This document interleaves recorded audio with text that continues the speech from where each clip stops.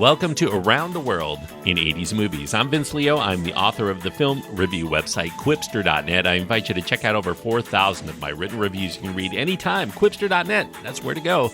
QWIPSTER.net. If you like more recent movies, I also do a podcast covering those. A lot of movies that have come out over the last 5 years. It's called the Quipster Film Review Podcast, and you can listen to any of those reviews by clicking the link to that podcast at my website, Quipster.net. Today I'm going to be getting into the second part of a three-part series looking at films in which nerds get revenge in college. Last week I looked at Real Genius from 1985, and this week I'm going to go to the most obvious of the films in this trilogy, Revenge of the Nerds from 1984. Revenge of the Nerds is an R-rated film. It does have a bit of nudity. It does have a lot of sexual humor, language, drug use. It's an hour and a half in length. Anthony Edwards and Robert Carradine are the main stars. A big ensemble cast of supporting actors, so bear with me. Ted McGinley, John Goodman, Curtis Armstrong, Larry B. Scott, Julia Montgomery, Michelle Mayrank, who also appeared in Real Genius, Donald Gibb, Brian Tochi, Bernie Casey, Timothy Busfield, David Wall, Andrew Cassese, Matt Salinger, and James Cromwell. Jeff Kanew is the director. The screenplay is credited to Steve Zacharias and Jeff Buhai. Now, before I get into the origin of Revenge of the Nerds, it's a lot of people who claim that they came up with a lot of different ideas, so this is probably the best I could do based on the information that I have on hand.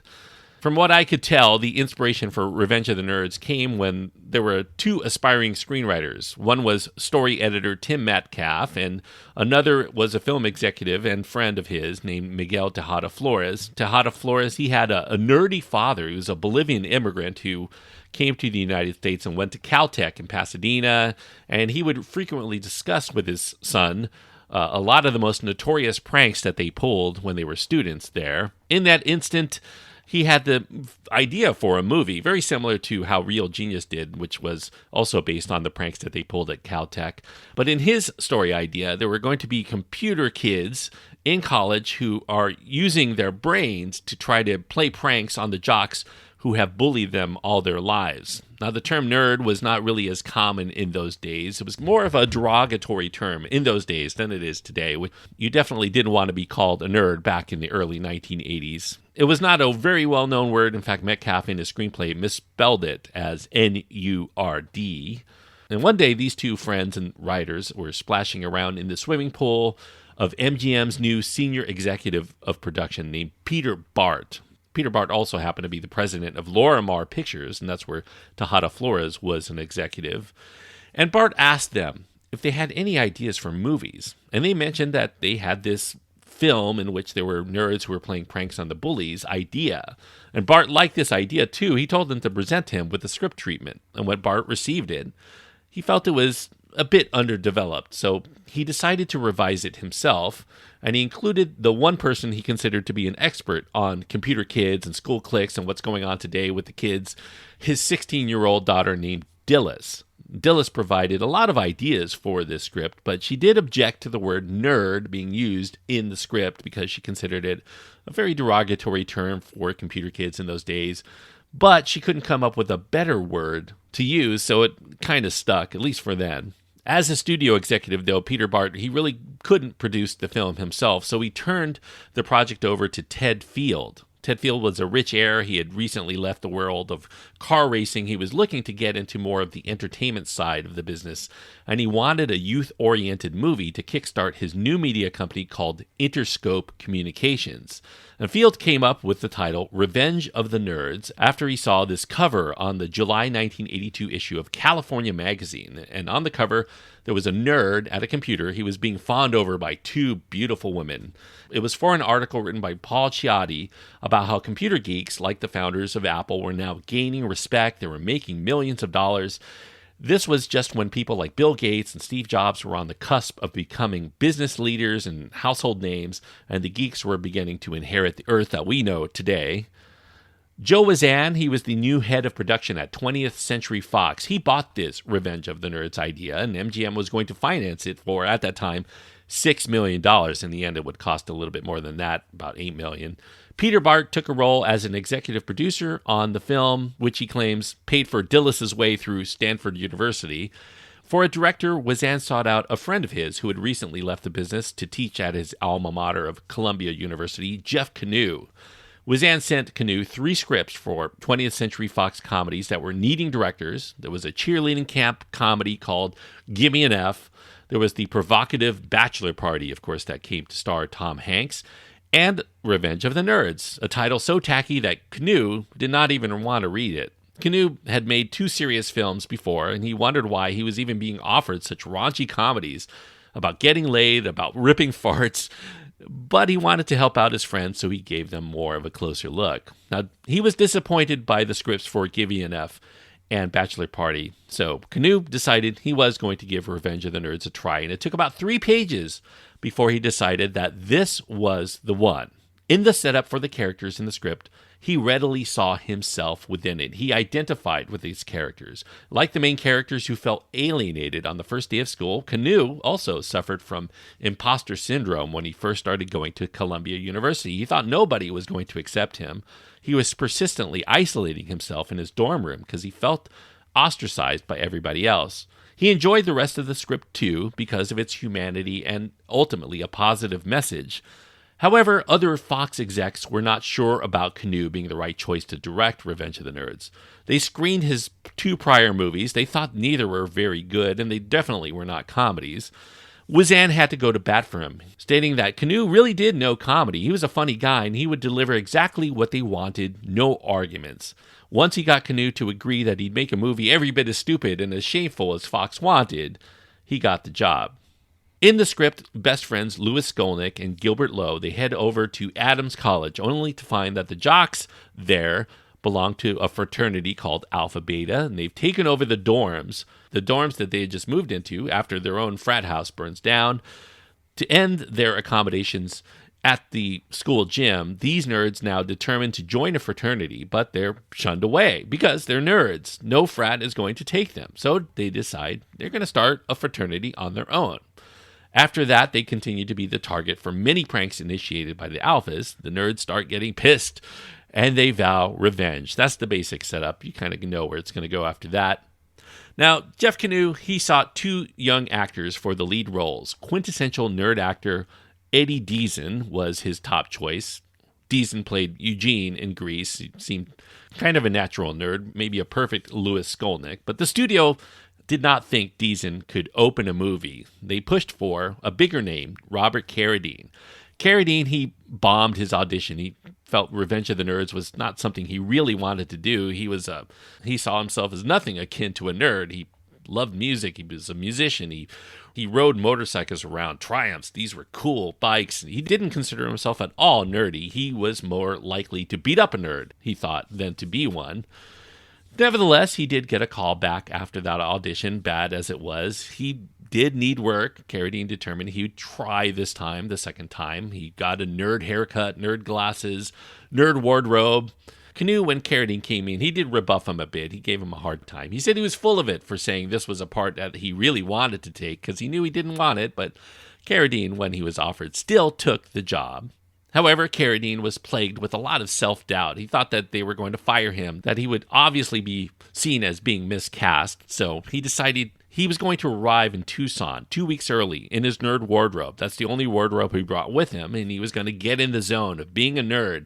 But he was so self-conscious about it, about being mocked, about walking around as a nerd. It took several days of Carradine to leave the dorm room he was staying in. And when he did, he was surprised. Nobody actually really reacted to him. They just thought he was some sort of engineering student. The script mentioned a lot of nerd things. Lewis was supposed to have a honking laugh. On the eve of him delivering that laugh during the shoot, Carradine had no idea what a honking laugh would sound like. Somebody gave him the suggestion of viewing the audition tape that was given by James Cromwell, who was playing his father in the film, because he performed a similar laugh during that audition.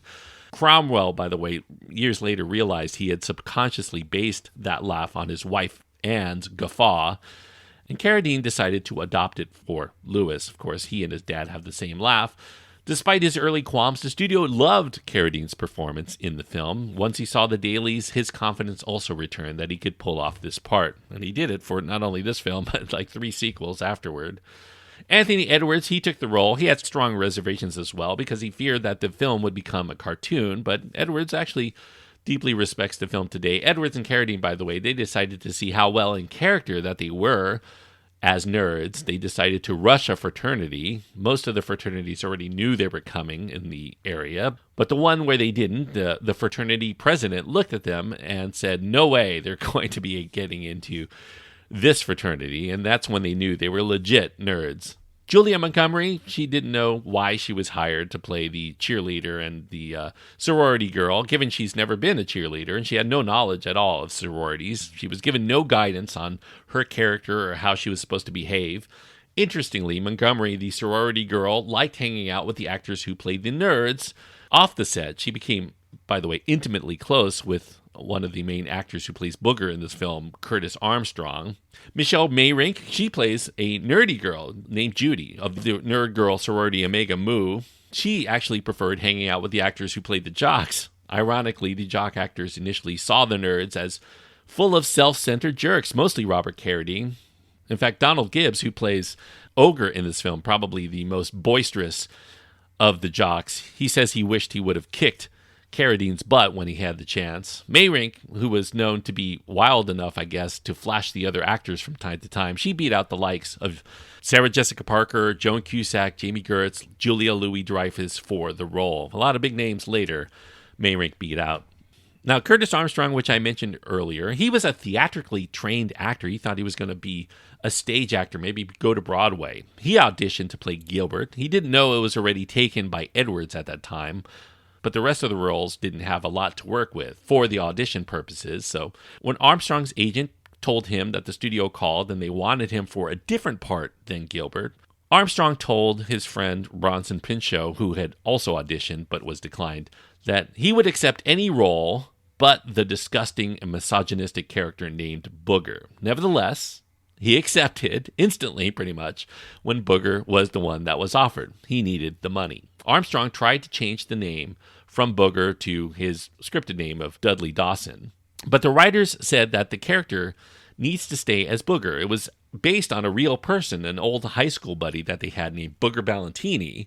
Booger Ballantini had gotten his nickname by wiping boogers onto a cardboard box underneath the seat of his pickup truck. Armstrong tried to make his character less obnoxious. He tried to get the belching contest sequence of the film cut, but there was no budging on that either. But when he did do that scene, he couldn't actually do a really good belch. So they planned to dub a belch in later by somebody who could really deliver a juicy burp.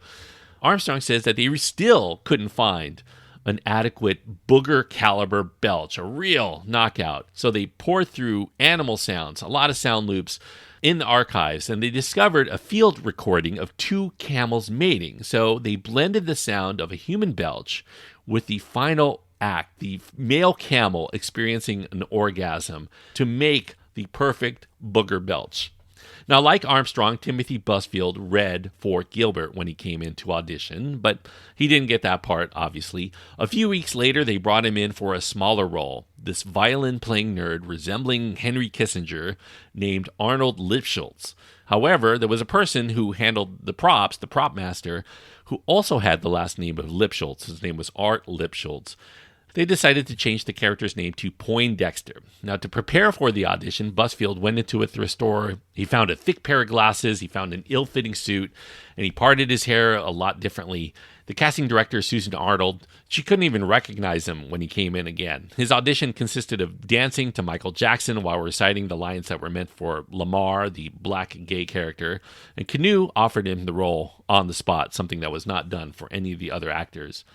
Actor Larry B. Scott, who did play Lamar, he is not gay, but he took the role because there was a dearth of non-hoodlum black character roles for black actors in the 1980s. Flashdance, by the way, was a hot movie, so he attended the audition dressed like Jennifer Beals and did a very effeminate gay caricature, the one that you see in the film. Reportedly, He did have his share of female companionship during the shoot there, as did many of them, but he in particular went all out. He said he was overcompensating on showing machismo because he didn't want others to think he actually was gay. Another unfortunate thing that people were bullied for back in the early 1980s.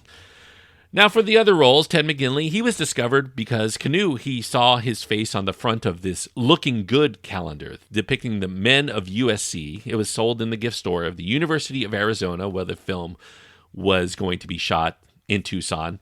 And when Kanew found out that this guy that was on the cover was actually an actor on Happy Days, he called him in. He wanted him to come audition to play Stan Gable, the main bad guy. McGinley got the role, but he was kind of embarrassed by being in the film. In fact, it was really the name. He was embarrassed to tell others the name of the movie that he was in. But he later came to deeply embrace his participation in the movie. Matt Salinger, who was one of the sidekicks of Stan Gable in this film, in the Alpha Betas, he was cast for a very simple reason. His father was author J.D. Salinger, and he wrote one of Kanew's favorite books, The Catcher in the Rye, so he wanted to get him in and hear some anecdotes about his father. Donald Gibb, who plays the malicious ogre, he was a stuntman before he took the role here. He won the role because they couldn't find any real actors that they felt were adequate enough or obnoxious enough for the part. He looked a little too old to them, though, to be in college. He was about 30 years old, so they asked him to shave his beard to make him look younger, which he gladly did do. David Wall, who plays Dean Ulick, kind of the sidekick to Coach Harris, played by John Goodman, he developed a backstory in his mind that he and Coach Harris were secretly lovers, so they kind of are like a bickering couple throughout this film. Now, Kanew felt that the script needed polishing, so he brought in a new team of writers named Steve Zacharias and Jeff Buhai. And Zacharias and Buhai, they had grown up together. They lived in Chicago. They eventually joined fraternities in college, and they fought for civil rights, something that was kind of tied into the themes of this film. They saw nerds as representing kind of another group of people who are persecuted for being different. Many of the characters were drawn from people that they knew in high school and college, the football coach, the dean. Several of the student characters were patterned after the colorful people that they grew up with. For instance, one friend of Zacharias decided to start his own fraternity while attending the University of Wisconsin because he couldn't get into any other fraternities, kind of like they do in this film. He invited other nerds to join him. The cast arrived 2 weeks early to flesh out the characterizations while Buhai and Zacharias made script changes. And over the course of the production, the ensemble grew to enjoy their participation in the film. As I mentioned, Revenge of the Nerds was shot in and around the University of Arizona in Tucson. The university did give quick approval for shooting there because it was a major studio effort, so they thought this was going to be legit. A month prior to the shoot, though, the university suddenly declined to allow their campus for use because somebody in the sorority council read this very raunchy script and thought this was a depiction of campus life that was deemed very unflattering, especially its portrayals of fraternities and sororities and the kind of debauchery that goes on there. The decision to bar the shoot from the University of Arizona drew a lot of media attention, so the powers that be, they started to get a little bit of cold feet about their decision. They feared that stopping Revenge of the Nerds from proceeding actually might jeopardize future Hollywood productions from using the town as a location. The Tucson Film Commission estimated that $4 million would go to the local economy from Revenge of the Nerds, so that was hard to turn down, and the university itself was going to receive $10,000 in fees.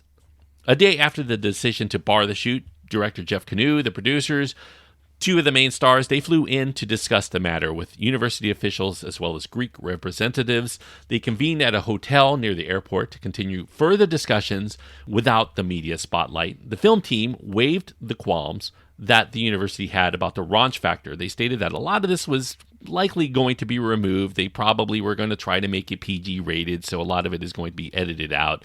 The university then reversed its decision after the filmmakers agreed to some stipulations that they would not use their school's name, they would not mention the town of Tucson, they would stick to a 15-day schedule on campus, they would be open to feedback from the fraternal organizations, and they would not show any questionable behavior taking place physically on the campus, and they would not disrupt any other campus activities going on.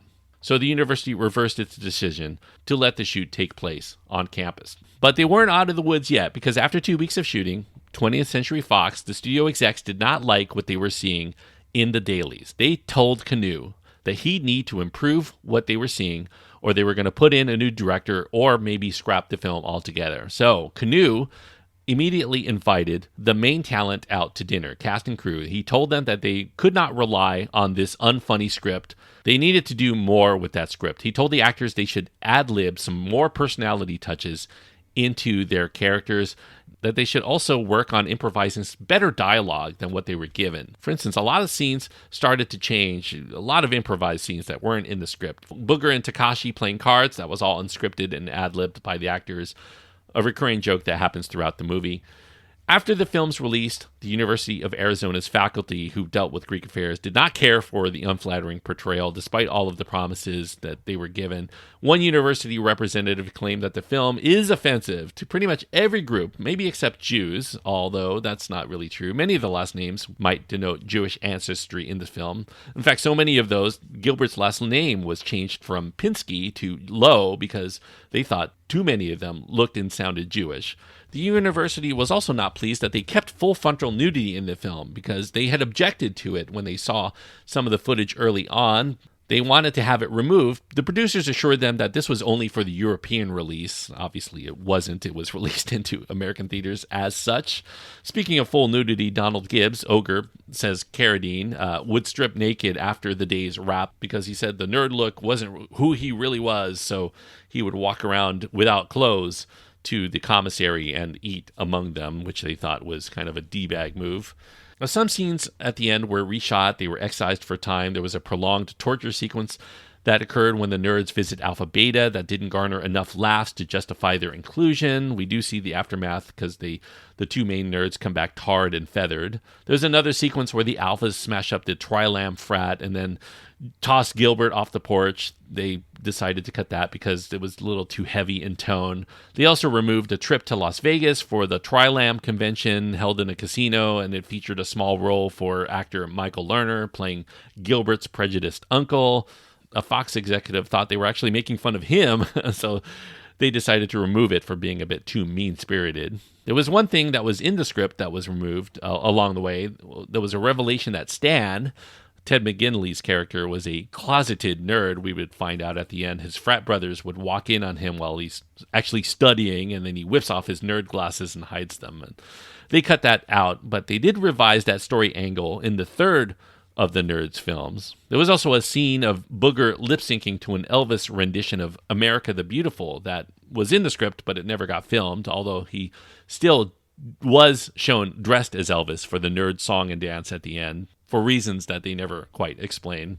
Now, Revenge of the Nerds did meet with other mishaps during the production. Drug dealing was witnessed by one of the cops near the shoot. That resulted in a bust. Several members of the cast and crew were taken away in handcuffs, and the cover story was that the first assistant director was needing to chemically stay awake for the night shoots, and he purchased some drugs, I guess, to stay awake, but he was observed by a cop on the set. It wasn't quite true. There was a lot of debauchery going on, a lot of getting high, a lot of partying, as much as they could among the cast and some of the crew. Pot and cocaine were in abundance, as well as college women all around. Debauchery was really the norm on the shoot of Revenge of the Nerds when they were at the university, particularly from John Goodman, as well as visiting Treat Williams, who happened to be doing a movie nearby called Flashpoint.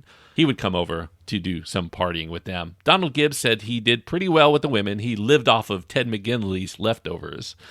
The on-set doctor had to administer B12 shots to those who needed a boost to get them through the next day's shoot because they didn't really sleep very well after partying all night.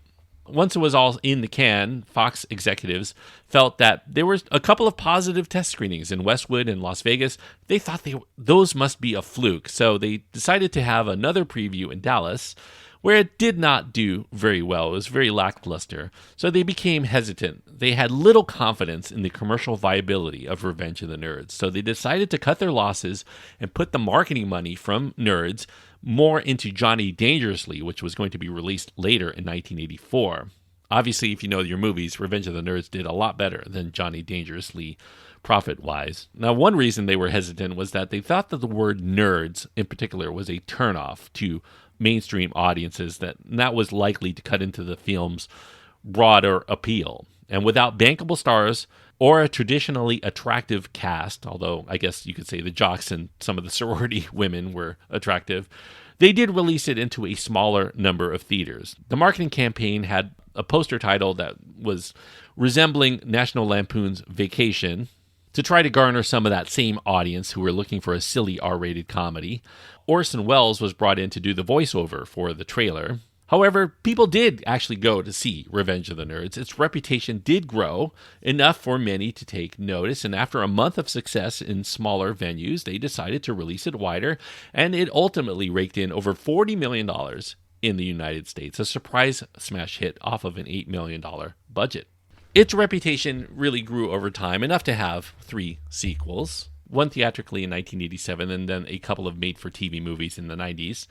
Kanew realizes today, as he looks back on Revenge of the Nerds, that some of the humor maybe has not dated as well, especially jokes that are dealing specifically with race or somebody's sexuality. Those definitely do rely on some stereotypes.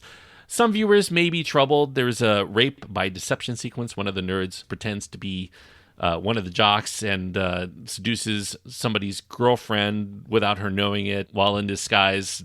And that's considered very troubling by a lot of people who watch it through today's lens. Also, the persistent objectification of women. I mean, you can go back to a lot of films, a lot of comedies in the early 1980s and see a lot of this that does not go on as much today. And also, I guess to a more broad extent, the term nerd is not really derogatory today. A lot of nerd culture is really the dominant culture today. The pop culture today is driven by nerd culture, especially in colleges. So this definitely is not a film that is meant to evoke the feelings of today. It is very much a film rooted in the viewpoints of people who made films, I guess, in the 1980s. Kanew said, though, it's still a fun movie if you take it in the context of its time, although he is still a bit chagrined that this ultimately is considered his career peak artistically. Revenge of the Nerds, it may be a bit juvenile and maybe a little simplistic in its approach, but I do think it's far funnier than many others that have tried the same formula. It's become a kind of a quintessential misfit comeuppance film. It delivers this message that those social pariahs, the ones that usually get picked on or beat up or excluded from all the cool activities, are actually a cool bunch of people themselves once you get to know them, and maybe you'll want to become one of them as well. Like the nerds themselves, the film might look maybe dorky and unhip from the outside if you just look at by its poster or its cover, but it is, like the nerds, resourceful and clever and quite likable if you give it a chance. Good casting, excellent performances for the type of movie that this is anyway. Those all help immensely. And while it's not a movie that I would say many would call a genuinely great film by any means, it is a cult classic that I think is very much worth a look for fans of films of the 1980s. Dumb comedies that are deceptively smart. If you're feeling nerdy yourself, you'll definitely find a lot to like within Revenge of the Nerds, so long as you can keep it within the context of attitudes of the 1980s that no longer really persist by and large today. So for that, I'm going to give Revenge of the Nerds 3 stars out of 4. 3 stars on my scale means that I do think that it is a recommendable movie for people who like this kind of film. If you're a fan of the Animal House, the kind of college frat party atmosphere, this is one of the better ones. There were quite a few that came out in the aftermath of Animal House. Certainly a lot of National Lampoon style humor, so if you like those films, I think you're going to get a lot out of Revenge of the Nerds as well. It is a funny movie and a lot of funny character touches. I do think that the comedy holds up today, even if some character touches and sequences in this film that may make some people wince as far as what was considered acceptable behavior to display in a mainstream motion picture. So take that for what it's worth. You've been warned. 3 stars out of 4 is what I ultimately give Revenge of the Nerds.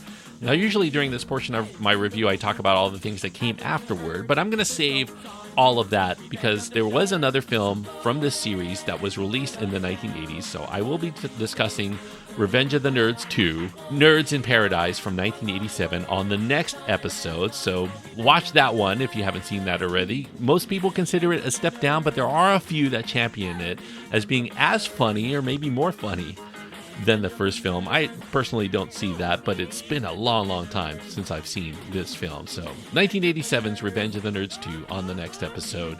And with that, I will springboard to all of the things that came afterward for this franchise. And there's a lot to talk about, so I hope you'll listen to that episode next week when it drops. Now, if you have your own thoughts on Revenge of the Nerds that you want to impart to me, you can find my contact information at my website. That's at quipster.net, QWIPSTER.net. Links to my Twitter feed, Facebook page, Instagram are all adequate to get in touch with me. I look forward to talking to you sometime soon. And until next time, thank you so much for listening and joining me on this trip around the world in 80s movies.